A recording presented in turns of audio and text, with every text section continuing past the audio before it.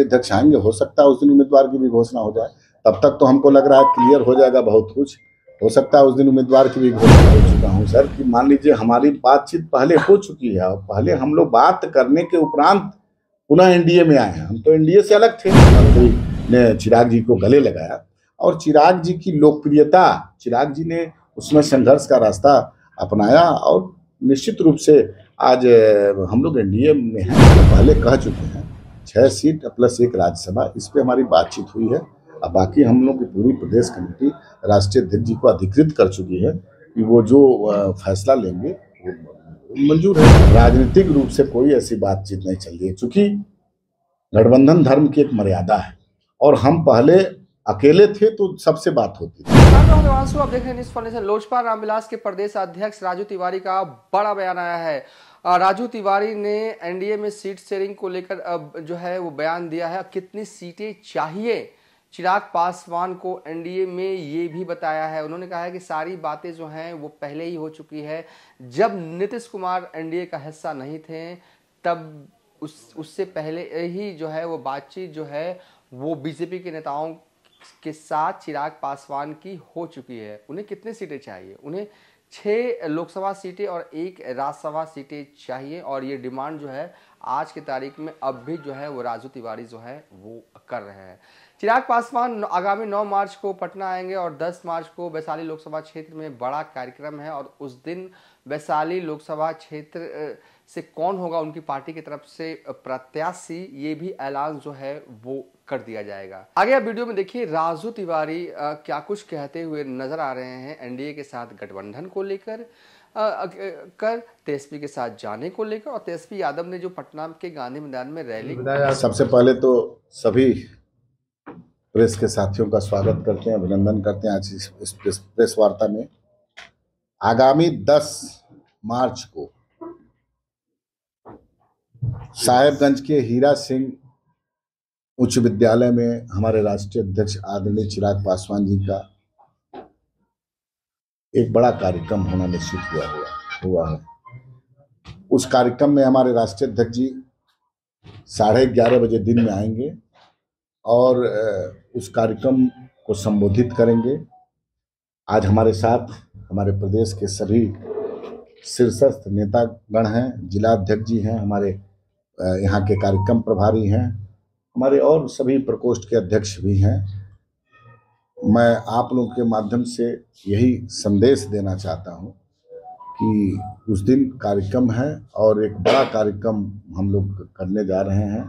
क्योंकि अभी आप लोग जानते हैं कि लोकसभा का बिगुल लगभग बज गया है और हमको लगता है कि कुछ ही दिन में कोर्ट ऑफ कंटेंट हो जाएगा और परंपरागत सीट के अनुसार हमारी वैशाली सीट पहले से रही है। 2014 में भी हमने यहाँ चुनाव जीते हैं, 19 में भी हमने चुनाव यहाँ जीता है और 24 में भी हमारे प्रत्याशी तय होंगे। इसके लिए हमारी पार्लियामेंट्री बोर्ड बजाते यहाँ के प्रत्याशी की घोषणा करेगी और हमारे राष्ट्रीय अध्यक्ष इसके लिए अधिकृत हैं।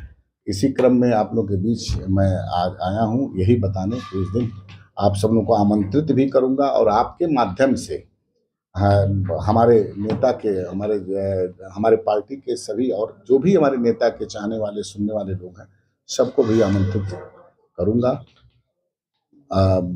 अब आप लोग उम्मीदवार की घोषणा राष्ट्रीय अध्यक्ष आएंगे, हो सकता है उस दिन उम्मीदवार की भी घोषणा हो जाए। तब तक तो हमको लग रहा है क्लियर हो जाएगा बहुत कुछ। हो सकता है उस दिन उम्मीदवार की भी घोषणा हो जाएगी।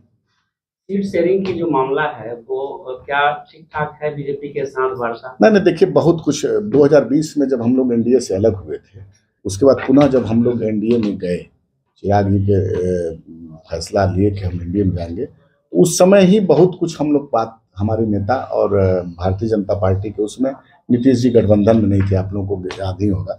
तो उस समय भी हमारे नेता की बात लगभग हो चुकी थी सभी मुद्दों पर। अब बाकी मान लीजिए इधर नीतीश कुमार जी आए तो गठबंधन में कुछ बैठ करके बड़े नेता आपस में बात करेंगे और निश्चित रूप से जो हमारी बात पहले हुई है वो बात आज भी। पीएम के कार्यक्रम में नहीं आना चेयरपर्सन, क्या संकेत? देखिए, प्रधानमंत्री जी के कार्यक्रम नहीं आने का जो आपने सवाल पूछा वो चुनावी कार्यक्रम नहीं था, एनडीए की नहीं थी, वो सरकारी कार्यक्रम था। सरकारी लगभग बहुत सारी ढेर सारी योजनाएं जो सरकार जो जनता के लाभ के लिए है उसका उन्होंने शिलान्यास किया। सुखद क्षण था, लेकिन पहले से ही उस कार्यक्रम में हमारे नेता का कहीं प्रोग्राम पहले से निश्चित था और वो सरकारी कार्यक्रम था, इसलिए वहाँ के लोकल सांसद, हमारे जिला के सभी, दोनों जिला औरंगाबाद में भी हमारी पूरी टीम, पूरे कार्यकर्ता, हमारे चाहने वाले सब लोग थे। बजाबते उनका पास इशू हुआ था, हमारे जिला अध्यक्ष बेगूसराय में चाहे औरंगाबाद में, तो उसको अन्यथा नहीं लेना चाहिए, उसको किसी राजनीतिक विषय से जोड़ना कतई उचित नहीं होगा। उसको लोजपा किस नजरिए नहीं, नजरिए देखिए, तो सब पार्टी को अपना रैली और अपना प्रदर्शन और जो भी कुछ करने का लोकतांत्रिक अधिकार है, ये उनका अधिकार है, अच्छी बात है, वो किए हैं। इसमें तो हमको लग रहा है कि कोई विशेष बात नहीं है, बढ़िया उनका अधिकार है, उन्होंने अपना कार्यक्रम किया, ये तो हम लोग भी कर सकते हैं, कोई हर पार्टी स्वतंत्र है करने के लिए। इसको सब पार्टी, मान लीजिए हम, उनका दल है, वो लोग भी तो करेंगे ही ना। जनता का जो नजरिया है वो बार बार बोल चुका हूँ सर कि मान लीजिए हमारी बातचीत पहले हो चुकी है और पहले हम लोग बात करने के उपरांत पुनः एनडीए में आए हैं। हम तो एनडीए से अलग थे 2020 में, जैसा कि आपको पता होगा, हमने चुनाव अकेले लड़ने का निर्णय लिया था, लेकिन उसके बाद भारतीय जनता पार्टी के बड़े नेताओं से बात हुई, उसके बाद प्रधानमंत्री के साथ बैठक हुई, जो देखे होंगे आप किस तरह से प्रधानमंत्री ने चिराग जी को गले लगाया और चिराग जी की लोकप्रियता, चिराग जी ने उसमें संघर्ष का रास्ता अपनाया और निश्चित रूप से आज हम लोग एनडीए में हैं, उसमें कोई हम लोग बातचीत हो गई है, लगभग पहले ही फाइनल हो चुकी है। सीट हम लोग पहले कह चुके हैं, 6 सीट प्लस 1 राज्यसभा, इस पे हमारी बातचीत हुई है। अब बाकी हम लोग की पूरी प्रदेश कमेटी राष्ट्रीय अध्यक्ष जी को अधिकृत कर चुकी है कि वो जो फैसला लेंगे वो मंजूर है पार्टी। महागठबंधन से भी कुछ अब ये देखिए, कुछ बातें ऐसी होती हैं जो मीडिया के सामने, जैसे एनडीए में ही सीट शेयरिंग की बात तो आपके सामने नहीं होगी ना। सीट शेयरिंग की बात एक बंद कमरे में होती है और बड़े नेता बैठते हैं, चाहे एनडीए से हो चाहे मंडी, किससे बात हो रही है, किस क्या नहीं हो रही है। जब बातचीत का रिजल्ट आ जाएगा तो आपके सामने, बिना आपके सामने थोड़ी ना कुछ हो सकता है। अंततोगत्वा तो आपके पास जाना ही है। हम अच्छी बात आपने पूछी है, एक मर्यादा के तहत राजनीतिक आरोप प्रत्यारोप होना चाहिए, अमर्यादित नहीं होना चाहिए। और विशेषकर चुनाव के समय ऐसा कोई भी दल हो, कोई भी दल के नेता हो, ऐसा कोई बयान नहीं देना चाहिए जिससे नीचे, चूंकि बड़ा नेता तो बोल देता है, लेकिन नीचे जो टकराहट होती है, इस सब बयानबाजी से बचना चाहिए। और कोर्ट ऑफ कंटेम्प्ट में आता है, मान लीजिए बहुत कुछ इतिहास गवाह है कि ऐसा शब्द न प्रयोग करें जिससे कहीं सामाजिक माहौल, जातीय माहौल बिगड़े, इससे परहेज करना चाहिए। एक हिंदुस्तान में संविधान है और संविधान के तहत बोलना चाहिए। अगर संविधान के तहत कोई नहीं बोलता है तो उस पर तो निश्चित रूप से एफआईआर होना चाहिए। ये इसका मेरी पार्टी स्वागत करती है, कोई भी हो। राजनीतिक रूप से कोई ऐसी बातचीत नहीं चल रही है, चूंकि गठबंधन धर्म की एक मर्यादा है और हम पहले अकेले थे तो सबसे बात होती थी, लेकिन आज जब हम लोग एनडीए में आ गए हैं तो अभी कोई ऐसी बातचीत नहीं थी। अब मान लीजिए सामने पढ़ने पर मुलाकात हो तो पक्ष विपक्ष से बात करना कोई बुरा बात नहीं है, लेकिन अभी कोई ऐसी बात, राजनीतिक बात कुछ नहीं हो रही है। हम लोग एनडीए में पूरी तरह से एकजुट हैं और एनडीए के साथ हैं।